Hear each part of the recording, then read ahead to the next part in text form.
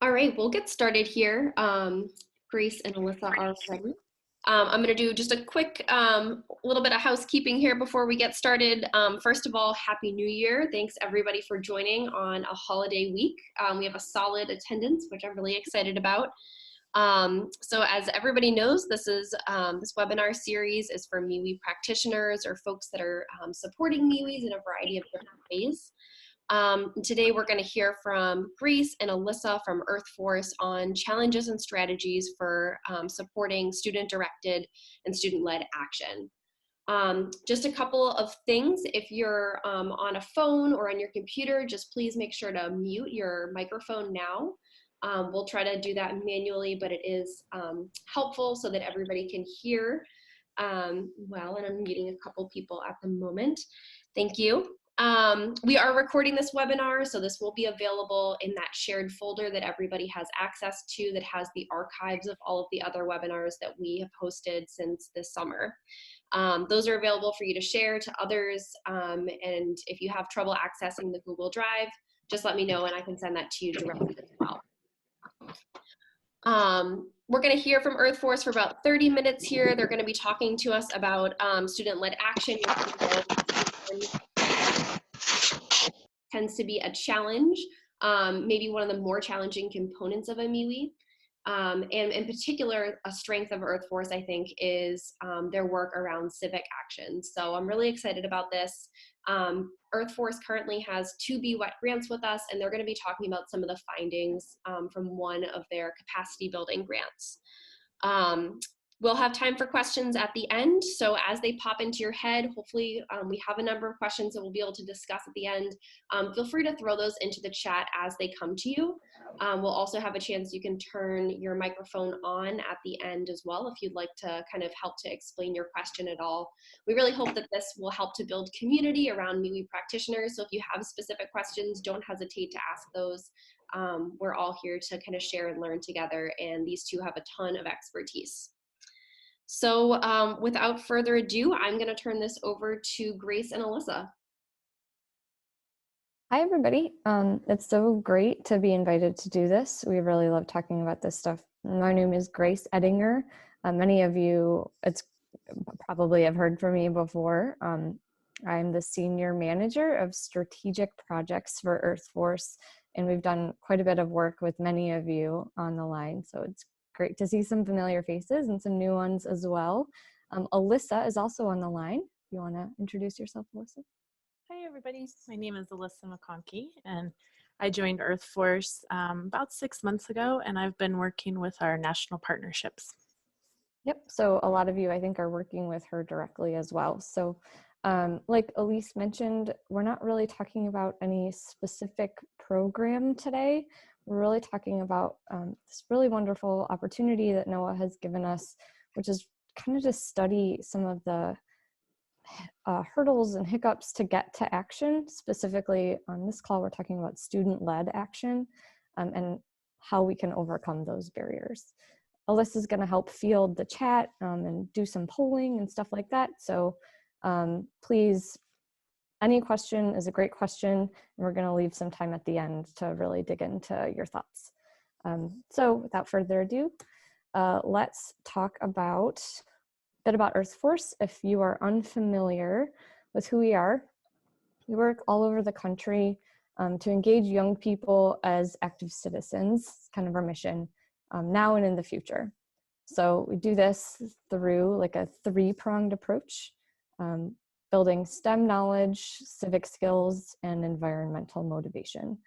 So we work in many different communities around environmental issues that students identify themselves, and in communities, so they're working with folks to build civic skills. They're in communities asking for civic change, and doing so, they're getting all this amazing STEM knowledge. We work mostly in science classrooms, although there's a ton of cross-curricular work going on as well that's really cool. So I can talk more about that on another day, or you can contact us individually. We're happy to talk more. So I think a good place to start is what student action is to us, kind of the definition that we're talking about here.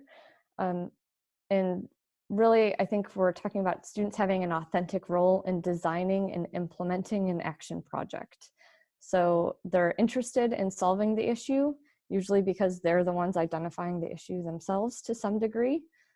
You know, age appropriateness is always a factor here. But they're being held accountable to one another, not just to an adult or multiple adults. And they're developing solutions and carrying them through. So that implementation piece as well. So those are kind of the student-led piece that we're talking about here as far as action projects go. Obviously, there are action projects that don't have to be student-led, but that's kind of that youth voice chunk that we're talking about here. If there are any questions around this, please throw them in the chat box and we're happy to dig into this more. That's kind of what we're talking about here. And there's a lot of good information online about the student-led piece. Page 6 of the new edition of the MWEE guide has really great information. We have an entire resource page on our website about it as well. It's linked here. And I know you'll have this PowerPoint accessible to you as well. So, okay. So for our capacity building grant, we were tasked with trying to figure out what some of the barriers are to getting to action and how to overcome those barriers. So I just wanted to take a second and talk about the methods that we went through so you understand kind of the grant itself, not just talking about the results. So we conducted some systemic interviews of current and recently passed BWET grantees. So these are not teachers, these are folks like yourself. These are organizations, school districts, those sort of people in the Chesapeake Bay and the Great Lakes. The vast majority were in the Chesapeake Bay. We had a few outliers in the Great Lakes region. And so then we looked for patterns in what their action projects were on, if they were tied to the rest of the MWEE, if they were add-ons, what their definitions of action projects were, the strengths of the organizations, if they were done, whole gambit. It was really interesting stuff. From there, we then spoke with experts in the field and kind of based our results to craft, how do I want to put this? We tried to take the information we learned and tried to craft strategies to overcome these main barriers we identified. So you'll see later on, we bucketed our results into a couple really big barriers, and we tried to figure out how can we create materials and messaging around these barriers to overcome them. And now we're currently working to incorporate these strategies into best practices for professional development. Since a lot of the MWEE time with teachers overall is through professional development opportunities. And that's something we've been doing for the last 6 or 8 months. So it's been very interesting. And we've been having a lot of really great conversations throughout the course of this grant.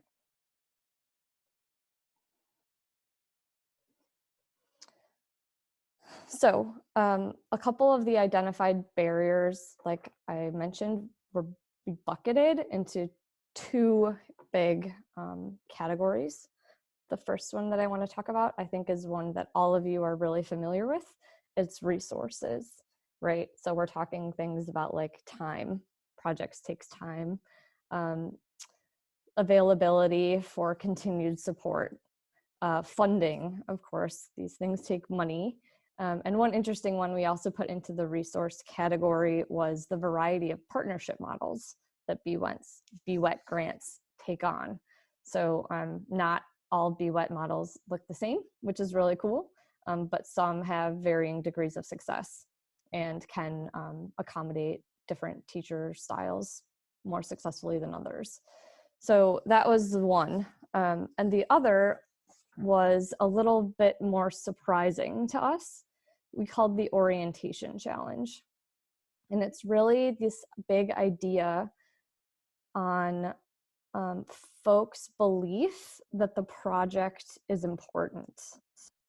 or their belief that the project is integral to learning.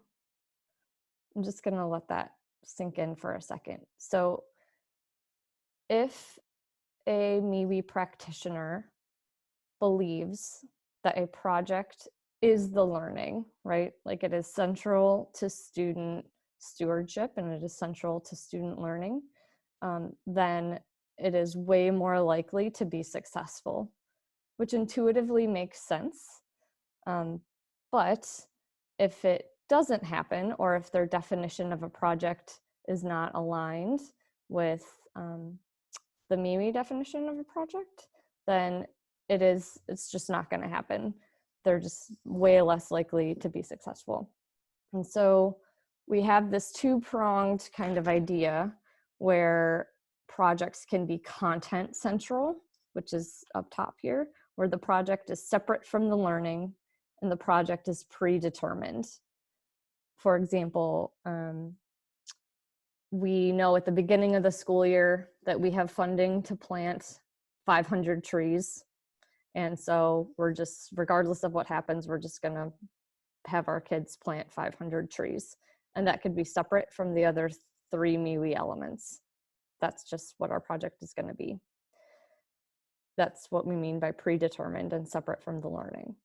Or the project could be project central, where all the MWEE elements are tied together and the project is the process of the learning, which is essentially just project-based learning, a project-based learning approach. I see a question from Elise. Can I clarify what I mean when I say project is the MWEE or is the action component? Yes, that's a great question, Elise. So when we're talking to folks, we mean the action component, but we're talking about it in that they all string together linearly through learning. So I think that's the intent of the MWEE, right? Is that all 4 of the MWEE elements are working together to create a stewardship experience for kids, a watershed experience for students that gets to behavior change. And we found many folks not having that orientation, where the 4 MWEE elements were separate and the project was an add-on to the learning. It was the other 3 MWEE elements being very tied together, very integral to learning, and the project as this add-on that was kind of tacked on at the end of the year that was not even like topically connected. It was just kind of thrown on. Okay, yeah, I'm glad that worked, Elise. You're welcome. Okay, so that's the switch that we're trying to, that we identified, and that it was pretty distinct, right? And the success of a project was really linked to this belief in projects being important. And so what was really interesting is that we found that these barriers were related. So the resource issue and this orientation issue were connected. So people that we interviewed, if they believed that projects were important, if they had this project central approach, they were less likely to identify resources as a problem for their MWEE. If they had this content central approach, so if they were folks having projects as an add-on at the end of the year, or if they weren't thinking that they were important, they were far more likely to identify resources like time and money as an issue for them in their MWEE, which is pretty interesting, right? That interaction of the two we've thought was really interesting. So what do we do about it? That was the next piece of our grant, is how do we overcome these barriers? So we thought that this orientation challenge was a much more kind of bigger of a beast to tackle and more important to tackle. So that's where our recommendations focus, is overcoming this content central and getting to this project central focus. And there, we came up with a lot of different recommendations that are kind of beyond the scope of this hour-long talk. But for our purposes on this student-led piece, we're going to talk about the foundation of youth-adult partnerships.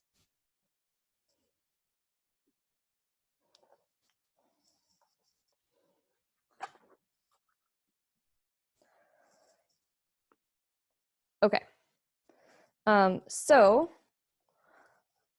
I wanted to just kind of dig into this transition here. So we're focusing on overcoming this orientation challenge, right?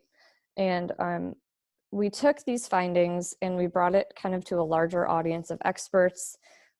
We have kind of a consultant team that we were working with during this whole process, and we really analyzed it, and we're trying to figure out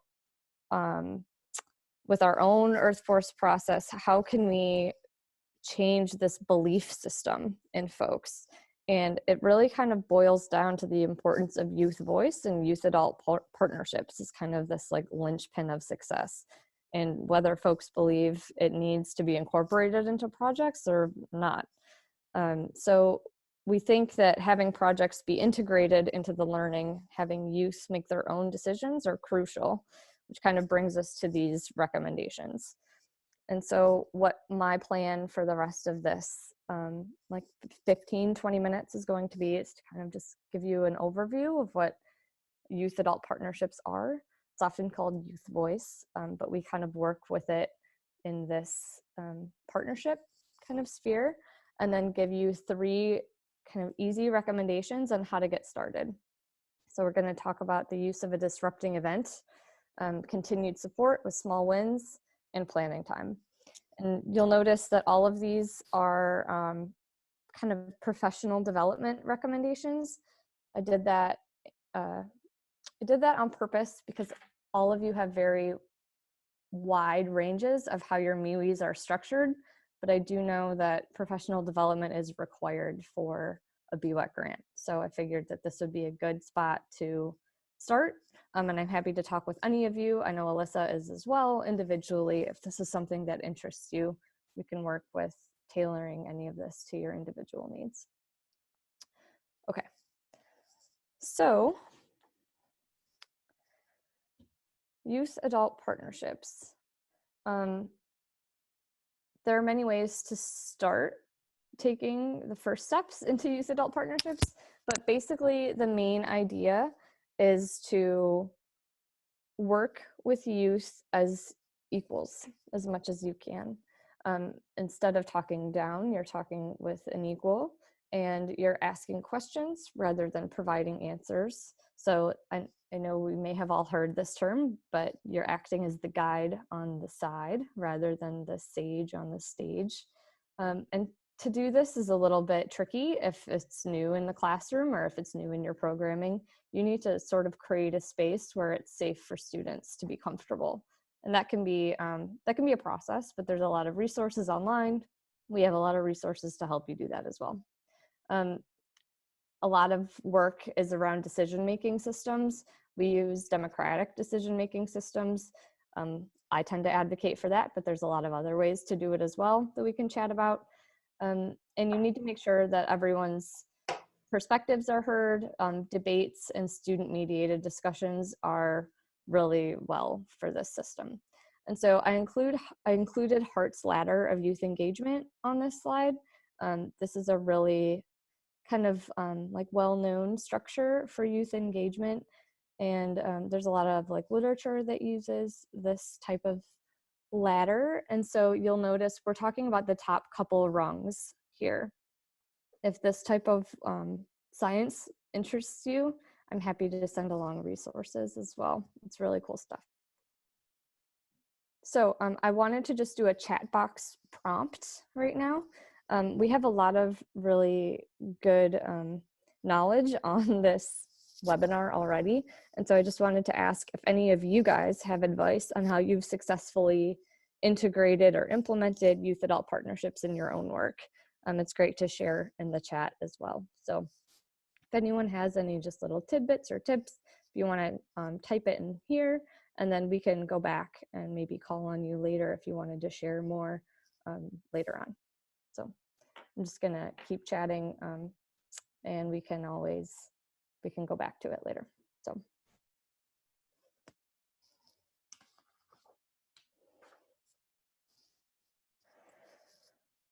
Okay, so my recommendation for implementing or starting to implement youth adult partnerships with your teachers in professional development is to begin with a disrupting event in professional development.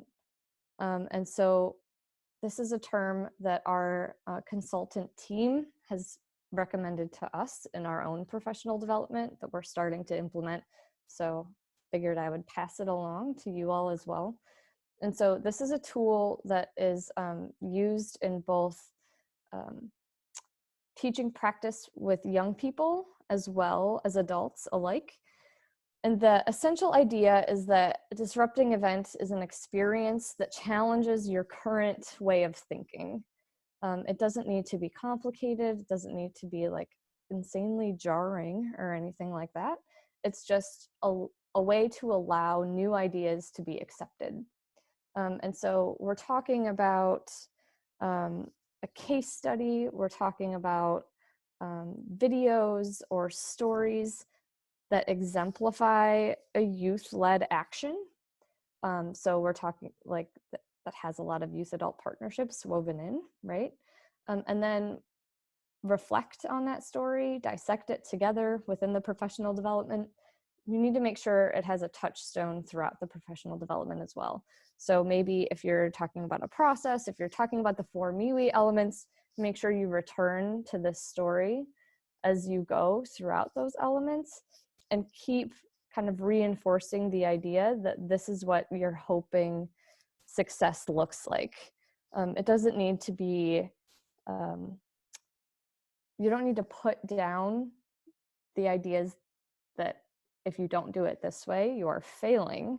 It's just reinforcing that this is a good example. And so this is kind of the first exposure to a youth adult partnership for many folks, for many teachers, and it can be a new kind of scary thing. And so just a manageable project, nothing big or crazy, that they can see that this could be good in their classroom. So it should be one of the first things done in professional development. At least that's what our expert team tells us, and then reinforced throughout.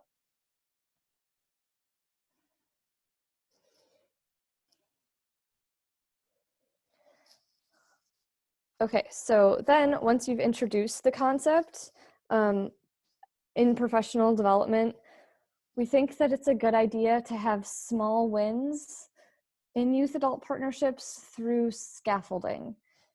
And what we mean by that is that it's nice to kind of reinforce that this work is valuable, and through kind of continued support or activities that show youth adult partnerships, it's a good way to keep reinforcing that it's successful, and it's a good way to teach and learn.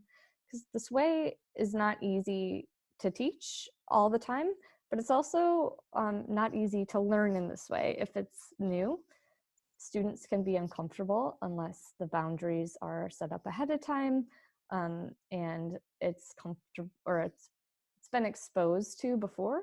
So if you have scaffolding opportunities for educators, like little activities that just introduce these concepts slowly, where youth lead throughout the investigation and decision-making processes, then it helps introduce it slowly, and it's more likely to be successful in the project components. So we're suggesting this because educators and youth can gain comfort and confidence. The structures become familiar and less scary. You increase student buy-in, it gives them self-efficacy, and you're more likely to have project success.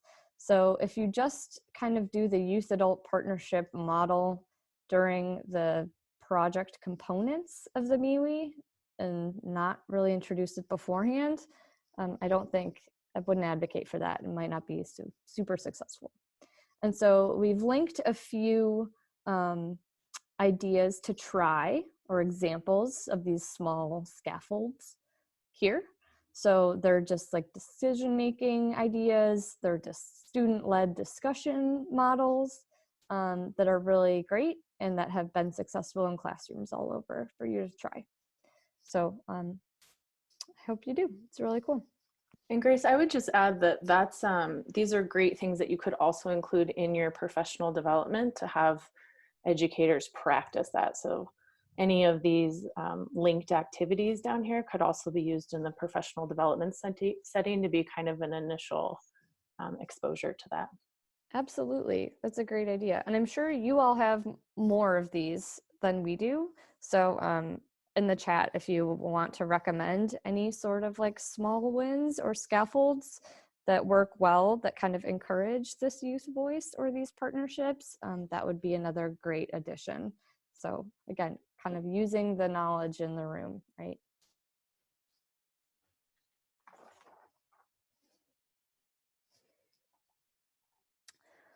Okay, and then the last kind of professional development recommendation that we're going to include here is planning time. And I think most of you probably include some sort of planning time in PD. It seems to be general practice right now. But one thing that we have recently changed based on the recommendation of others is to allow shorter, more frequent planning touch points throughout PD rather than longer, kind of less frequent time. So we've kind of introduced concepts, we've opened their mind, we've given them things to try, and now it's the time to figure out how they can actually integrate it into their own classroom. So they need the time to kind of reinforce this idea on themselves. And standard connections are vital, we all know that. But the ELM tool is really great for this. It's laid out so clearly. I think it can give the opportunity to take these little scaffolds and integrate it so smoothly. And if you do it frequently enough, then they can really lay out a really smooth plan. And so I think with these three ideas, the planning time, the disrupting event, and the small wins through scaffolds, you can really introduce youth adult partnerships into a classroom pretty smoothly. So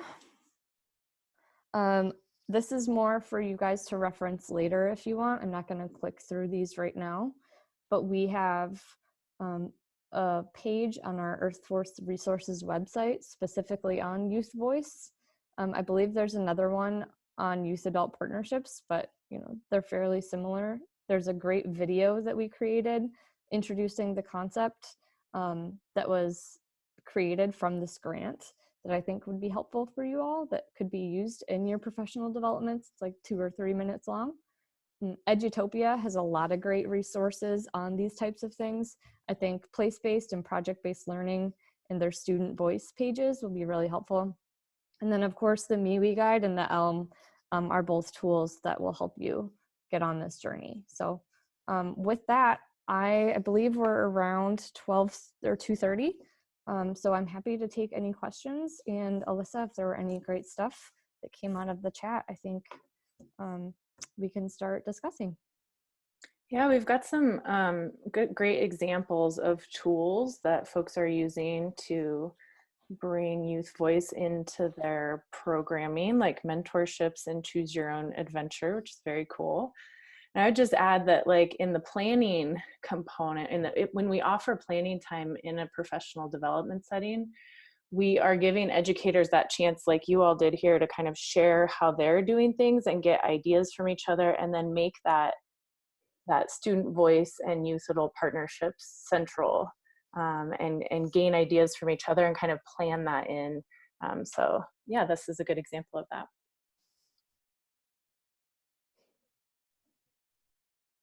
So if anybody has any questions at this point, please feel free to put them in the chat. You can also unmute yourself by clicking the microphone. It should have a red bar over it. You can unmute yourself by just clicking on that. Alyssa and Grace are fantastic, and I really encourage you to ask questions. So we'll hang here for a couple of minutes, and I have a couple of closing points at the end.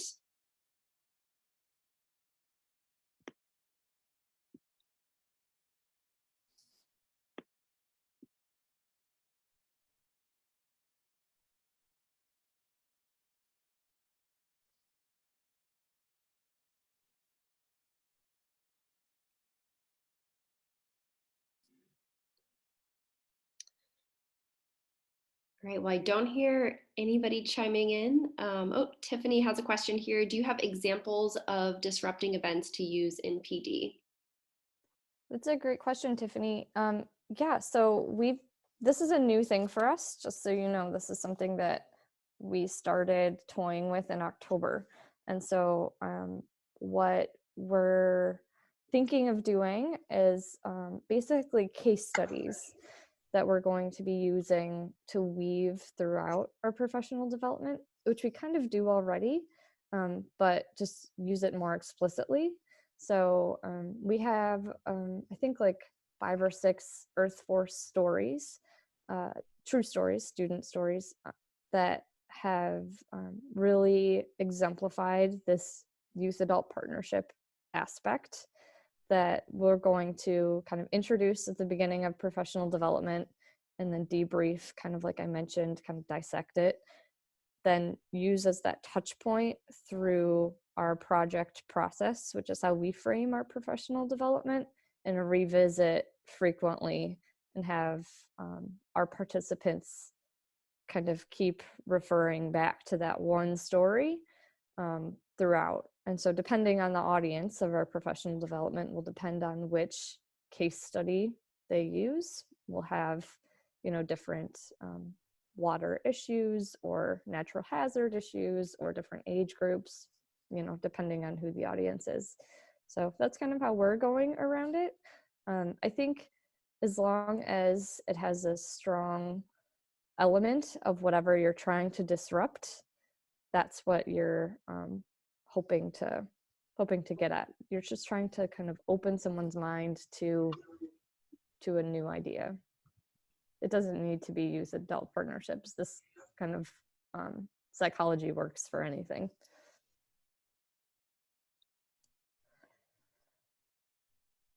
And I think somebody might be trying to come off mute and ask a question. If that's you, feel free to chime in now.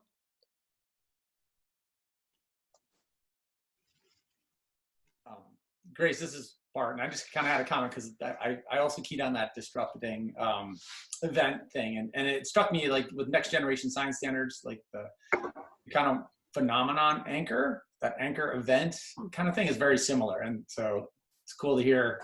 But I never heard it described like you're describing it in terms of like, what's your issue or what are the things you're trying to drive, create or find a disrupting event that can move that forward or be that touch point. So yeah, exactly. I think it comes from the same idea. We got this from Melinda Wilder. I don't know if any of you know her. She's a professor from Kentucky, and she's kind of on our consultant team with this stuff, that is an expert in professional development delivery. So it was a great idea, I think, and makes a lot of sense.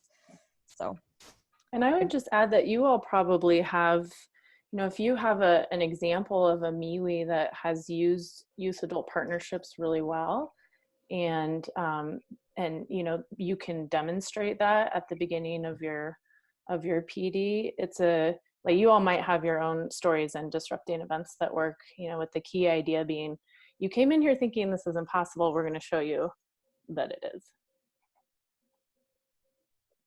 I see Megan has a question too.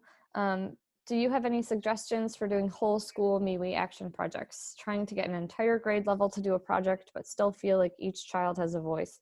That is an excellent question, Megan, and something that we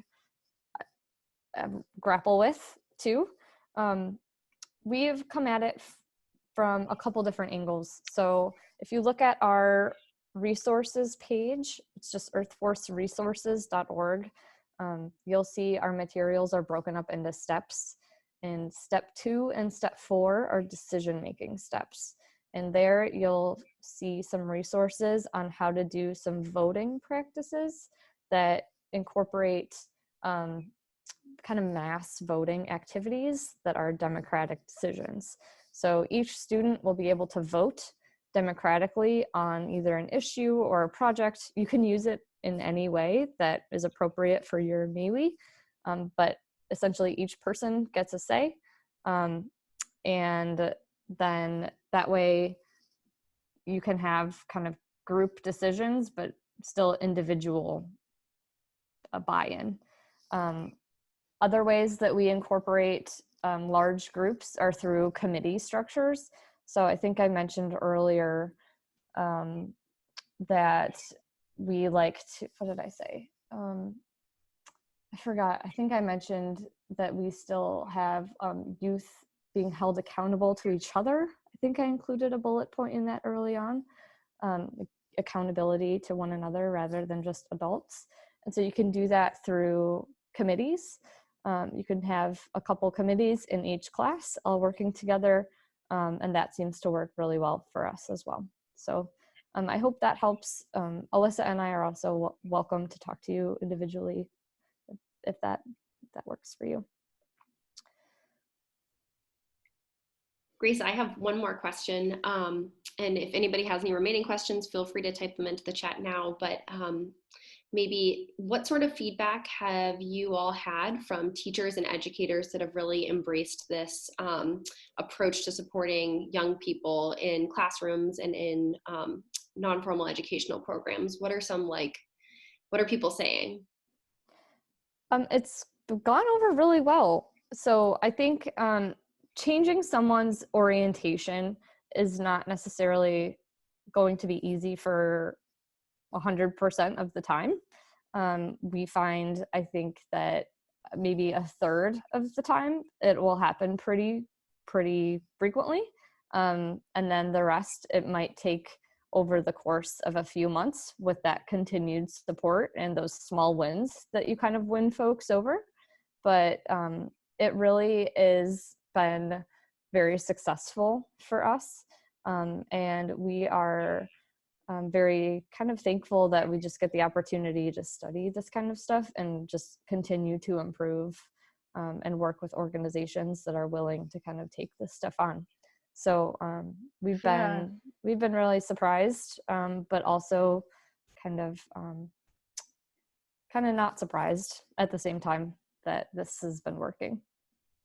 And I love hearing from educators that once they start incorporating more youth adult partnerships, and not even just educators, but BWET grantees and other folks that say like, oh, this is like really scary at first, and then I started to get more comfortable. Like it's kind of seems like the first time around of doing like a MWEE start to finish and incorporating youth-led, student-led projects and youth adult partnerships is really scary, and then it becomes a little bit easier and a little bit easier.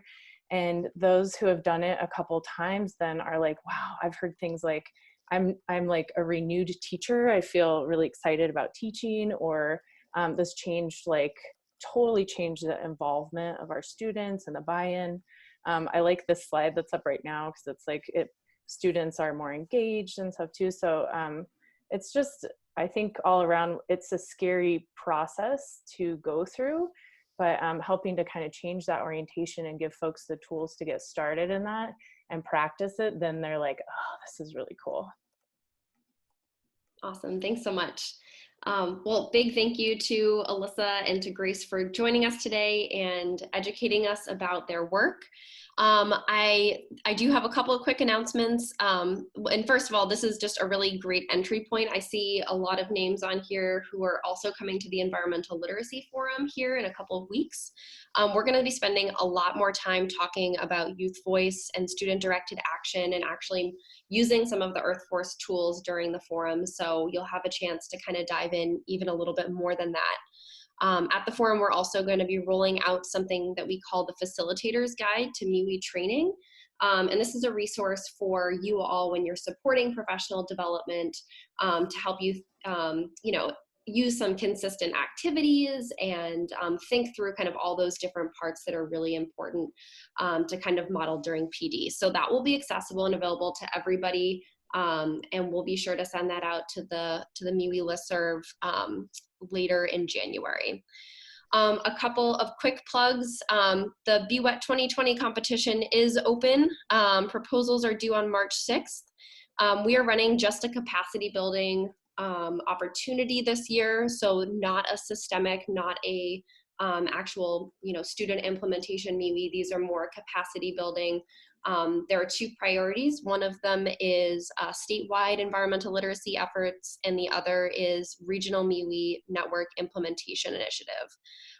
We're anticipating just a couple of awards this year, probably a max of 5, but these are really building structures to support environmental literacy and MWEEs across the region. So if that kind of tickles you in a way that you want to learn more information, you can grab the NOFO on grants.gov and feel free to reach out to anybody at the Chesapeake Bay office for more information. One more opportunity that is out there as well is there's a 21st Century Community Learning Center grant that's available via a partnership with NOAA. And this is to support after-school MWEEs in organizations partnering with a 21st Century Learning Center. The thing that's really exciting about this is it's open to organizations and districts outside of the Chesapeake Bay Watershed in all of the states that have signed on to the student outcome of the environmental literacy goal for the Chesapeake Bay Agreement. So really exciting. If anybody has questions about either of those two opportunities, feel free to reach out directly. Thanks everyone for listening and for joining today. Alyssa and Grace just put their emails into the chat, so that's fantastic. You can reach out to them directly, and we will be sending this out so that you can watch it later and send it on to your colleagues. All right, thanks everyone. Happy New Year.